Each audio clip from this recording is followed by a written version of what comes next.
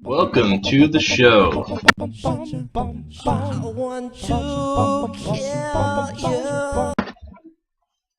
You know, I got to thinking about Godzilla today. New Godzilla movie out. I've always been a huge fan of the franchise.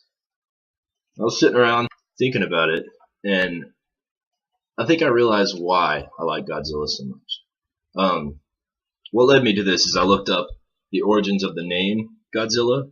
Of course, the Matthew Broderick film tells you that it was Gojira, which is a cross between two Japanese words. I know Gorira, which is, yeah, it's gorilla, and Kujira, which means whale. Because apparently in early production, he was thought of as a cross between a gorilla and a whale.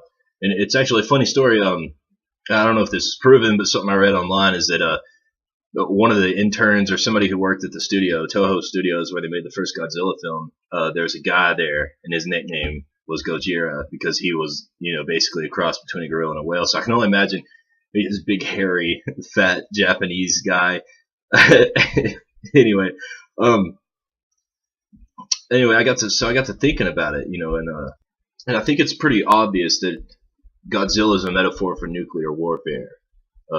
He is often described in early American cinema as a destructive force of nature, right? Which is interesting to me because if Godzilla is a metaphor for nuclear warfare, it's interesting to me that this is less than 10 years after the bombing at Hiroshima, I believe, when the first film came out. And so one of my favorite things about the series is the fact that they don't blame America only, like a lot of people would only blame the one enemy they've dealt with.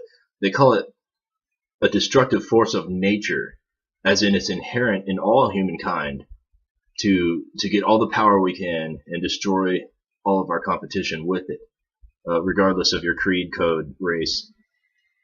I always thought that was just really cool that they're not playing the blame game on one specific group of people. It's just it's a criticism of all society, which I guess every good horror or sci-fi film is. He started out as a bad guy, destroying their hometown, fighting against humanity, and then in some films he's a good guy. He's just a defender of humankind.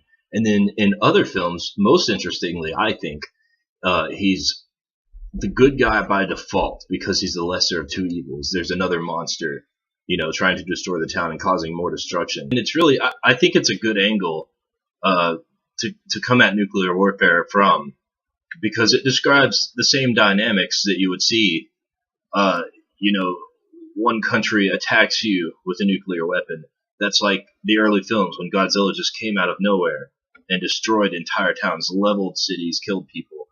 And if you arm yourself with nuclear weapons, it can be the defender. It can be, you can attack your enemies with it. But in the third instance, which I think is the most interesting one, is when you and your enemy are both armed with these weapons, yours become the defender by default. But anyway, this is my first one of these videos. I'm going to be posting more, which will hopefully be more well thought out and more complete, less spur of the moment like this one was. But I don't know.